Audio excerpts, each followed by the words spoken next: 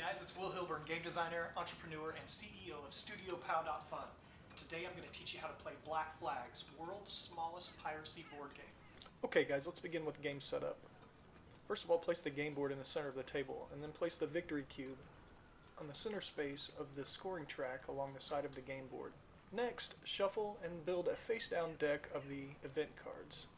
And do the same for the treasure cards. However, this time you are choosing just 6 random cards to build the treasure deck. Next, use the 9 map cards to build the game map. Trader's Way should be in the upper left-hand corner, Pirate's Cove in the upper right-hand corner, Islands Exotica in the bottom right-hand corner, and the Golden Isles in the bottom left corner. The Eye of the Sea should be in the center, and it should be surrounded by 4 ocean tiles. Next, each player chooses a character and collects their player cubes, player dice, captain tokens, and commerce reference cards, as well as their 4 trade good tokens, textiles, contraband, tobacco, and spices. Finally, place the event dice next to the game space. Now each player will use their player cubes to set up their character. Each player begins with 3 ships, 1 morale, and a bonus attribute. Each player will also mark that they begin the game with 12 gold pieces. Then the players will decide where they want to begin the game. The black player chooses Trader's Way, and the white player chooses Pirate's Cove. Trader's Way will set the black player on more of a merchant path, whereas Pirate's Cove will place the white player on more of a smuggler path. Next, the players will take their player dice and roll to see who is the starting player. In this case, the black player has won and will begin play. The black player begins by looking at the commerce card and specifically looking at Trader's Way. They can buy textiles for 1 gold apiece there, or at any port location. They can also look at the attribute advancement section of their commerce card and the fleet advancement of their commerce card. The attribute advancement will give you bonuses to your attribute rolls, either a +1, +2, or +3. These bonuses cost 2 gold, 3 gold, or 4 gold, depending on the level of advancement. And you must go in order, so you must buy the +1 first, and then you can buy the +2 and the +3. With regards to fleet advancement, this is essentially increasing the amount of cargo that you can carry. So if you have 5 ships, you can carry 5 cargo. And note that you can never have more than 5 ships, and never fewer than 3. The black player has decided to spend 2 gold to increase his harpoons to a +1 bonus. He then spends another 2 to increase his steering to a +1 bonus, as well as negotiation.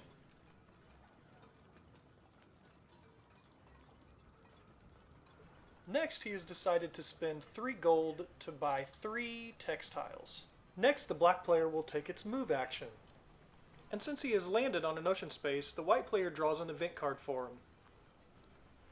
The event reads, "You encounter anchored trade ships in the night. You can ignore them and sail on, or you can choose from the following: negotiation, skullduggery, or swordplay." And that is all the white player reveals to the black player until the black player makes a decision. Will they ignore them and sail on, negotiate, use skullduggery to try to sneak aboard their ship and steal, or will they use swordplay to just raid the ship? Throughout the game, the players will be presented with choices like this, and they will custom make their characters depending on how they want to play. The black player has decided to try to negotiate, so he takes the event dice with his player dice and rolls them together to determine whether he's successful or not. Now that the black player has made a decision, the white player reveals any bonuses or negatives to the event die. For example, here the traders are rolling with a -1, so the black player actually has a bit of an advantage here. The black player has rolled a 5, which is greater than the 3, plus we would have taken a 1 away from it for the negotiation penalty, so the black player has clearly won here. So the white player reveals to him that yes, he was successful, so he, in this case, would have won 2 ships, trader favor, and a morale. Taking another look at the event card, you see in the upper right hand corner that there is a wind icon, which pushes the black player 1 additional space at the end of the event, regardless of the outcome. Further, the player can actually take any actions that they would like on the port location. For example, Here at Pirates Cove, he could buy contraband if he'd like, but the black player is trying to play an honest merchant, so he decides not to buy anything here, thus ending his turn. Now the white player will begin her turn. And since she's beginning her turn on a port, she decides to go ahead and spend 5 gold to increase her ships from 3 to 4, thus increasing the amount of cargo that she can carry. She also decides to spend 4 gold on 4 contraband. Now buying contraband is a bit of a risk because the royals are sailing around trying to confiscate any contraband that they find. On the other hand though, contraband is the most profitable of all of the trade goods. Since the white player is all finished up at Pirates Cove, she takes her move action. And since she landed on an ocean space, she would normally have an event, but she chooses to spend 1 morale to move 1 additional space, thus avoiding any royals that she might have met along the way. And since she has landed on the island's exotica space, she decides to go ahead and take a look at the commerce card to see if there's anything there that she's interested in. But her ships are full and she has everything she needs, so she's going to go ahead and end her turn here. The black player is finished with commerce at Pirates Cove, so takes his move action and lands on an ocean space, but decides to spend his morale to go ahead and move an additional space, thus avoiding any events. He references his commerce card and sees that he can now actually sell the textiles he picked up at Trader's Way. Each of these textiles has earned him 3 gold apiece. And now that he has a bit of money in his pocket, he decides to go ahead and spend 5 gold on 5 spices so he can sell those at Trader's Way later.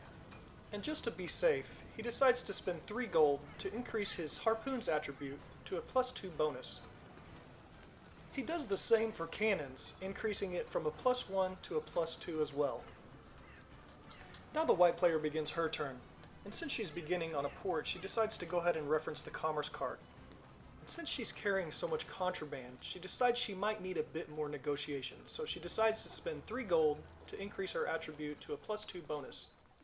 Next, the white player decides to take her move action, and since she doesn't have any more morale, she must take an event, so the black player reads an event to her. A royal fleet surrounds you. You can spend 1 royal favor to ignore this card and sail on, otherwise you lose all of your contraband and you lose 1/2 of your in-hand gold for taxes due. Alternatively, choose from the following. In this situation, the white player could use swordplay, or she could actually try to negotiate. And since she just increased her negotiation, she's going to go ahead and put that to good use. So she takes the event die and her player die and rolls them together to see if she's successful. And off first glance, it looks like she failed. However, she increased her attribute to a +2 bonus, and that makes it a 3 over a 2. So she is successful.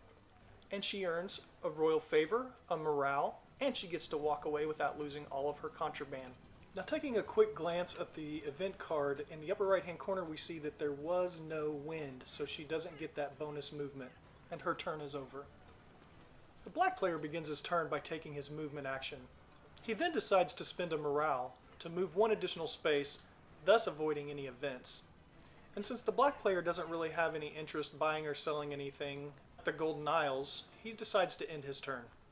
The white player begins her turn by moving 1 space in clockwise order and lands on the Golden Isles. Referencing her commerce card, the white player sees that she can now sell her contraband for 4 gold apiece, and since she has 4, she sells them for a total of 16 gold. And the coolest thing about Golden Isles is you can bury treasure here, so anytime you bury 10 treasure you gain a victory point. And in order to win the game, you just need to move the victory cube to the treasure chest location on your side of the victory track. You can also win the game by having the victory cube on your side of the track when the final treasure card has been drawn. In this case, the white player would have won.